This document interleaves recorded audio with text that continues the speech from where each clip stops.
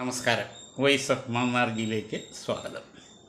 ഇന്ന് നമുക്ക് ഒരു സാധാരണ എല്ലാവർക്കും വരാറുള്ള ഒരു രോഗത്തെപ്പറ്റി ഒന്ന് ഡിസ്കസ് ചെയ്യാം. കഫദോഷം. വാത പിത്ത കഫങ്ങൾ മൂന്നും ധാതുക്കളായി മനുഷ്യ ശരീരത്തിൽ സ്ഥിതി ചെയ്യുന്നു. ഇതാണ് ത്രിധാതുക്കൾ അഥവാ 3 ധാതുക്കൾ. ഇതിൽ ഈ 3 ധാതുക്കളും ദുഷിച്ചു കഴിഞ്ഞാൽ അവ മലങ്ങളായി മാറും. ദുഷിക്കാതിരുന്നു കഴിഞ്ഞാൽ അവ എല്ലാ ശരീരത്തിൻ്റെ ആന്തരിക അവയവങ്ങളെ മുഴുവൻ വ്യാപിച്ച് അവരുടെ പ്രവർത്തനത്തെ സഹായിച്ചു കൊടുക്കും. പക്ഷേ ഈ ദുഷിച്ചു കഴിഞ്ഞാൽ പിന്നെ ഇവനെ കൊണ്ട് ഒരു കാര്യം നടക്കത്തില്ലെന്ന് മാത്രമല്ല, അവൻ വലിയ ശല്യക്കാരനുമായി മാറും. അതാണ് അതിനകത്തെ പ്രത്യേകത. അപ്പോൾ അങ്ങനെ വരുന്ന കൂട്ടത്തിൽ ഏറ്റവും കൂടുതൽ പെട്ടെന്ന് ദുഷിക്കുന്നത് കഫമാണ്. കാലാവസ്ഥാ വ്യതിയാനം, അകാലത്തിലുണ്ടാകുന്ന മഴ, പെട്ടെന്നുണ്ടാകുന്ന കാറ്റ്, പെട്ടെന്നുണ്ടാകുന്ന ചൂട്, ഇതൊക്കെ പിന്നെ നമ്മുടെ ജീവിതശൈലിയിൽ വരുന്ന പെട്ടെന്നുണ്ടാകുന്ന മാറ്റങ്ങൾ, ഇതൊക്കെ വളരെ പെട്ടെന്ന് നമ്മുടെ കഫത്തെ ദുഷിപ്പിക്കും. അങ്ങനെ കഫത്തെ ദുഷിപ്പിച്ചു കഴിഞ്ഞാൽ ദുഷിച്ച കഫത്തെ ഒന്നുകിൽ പുറന്തള്ളിക്കളയണം, അതല്ലെങ്കിൽ നമുക്ക് അടക്കി നിർത്തണം. ഇത് രണ്ടിൽ ഏതെങ്കിലും ചെയ്തില്ലെങ്കിൽ വല്ലാത്ത നാശമാണ് നമുക്കുണ്ടാകുക. അതാണ്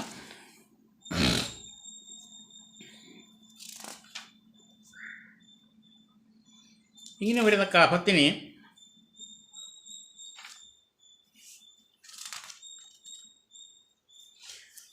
നമുക്ക് എങ്ങനെ നിയന്ത്രിച്ച് നിർത്താമെന്നുള്ളതിൻ്റെ ഒരു ചെറിയ വിവരണങ്ങളാണ് ഇന്നിപ്പോൾ ഇവിടെ കൊടുക്കുന്നത്. കഫത്തിൻ്റെ ശല്യം വിര കൊണ്ടും ഉണ്ടാവാം.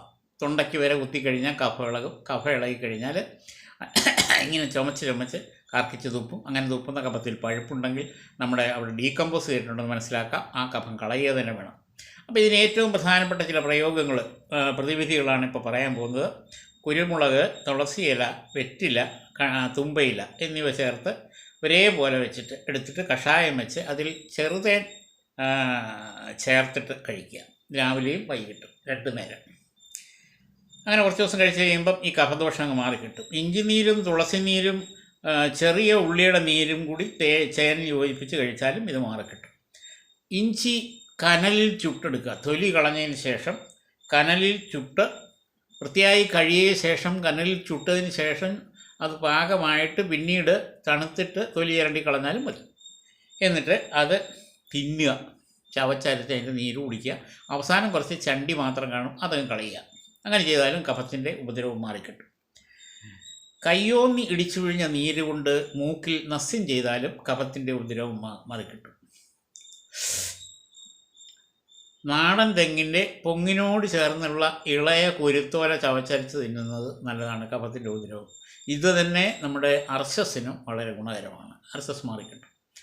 നാരങ്ങ വെള്ളത്തിൽ തേനൊഴിച്ച് കഴിച്ചാലും കഫത്തിൻ്റെ ദോഷം മാറും. ആടലോടകത്തിൻ്റെ ഇല അരച്ച് നീരെടുത്ത് ഉദ്ദേശം 1 ടീസ്പൂൺ അതിലൊരു കോഴിമുട്ട അവിടെ ചേർത്ത് കഴിക്കും.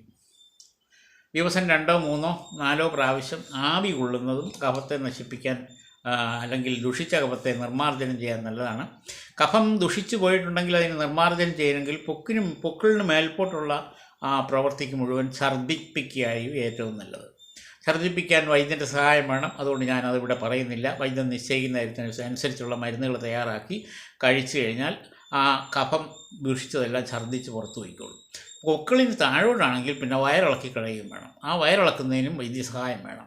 അപ്പോൾ അങ്ങനെ വൈദ്യസഹായം തേടേണ്ട ആവശ്യമുള്ളതിനാൽ അവരവരുടെ രോഗസ്ഥിതി അനുസരിച്ച് വൈദ്യനെ നേരിട്ട് കണ്ട് സംസാരിക്കുന്നതായിരിക്കും ഏറ്റവും നല്ലതെന്നുള്ളതാണ് എൻ്റെ അഭിപ്രായം.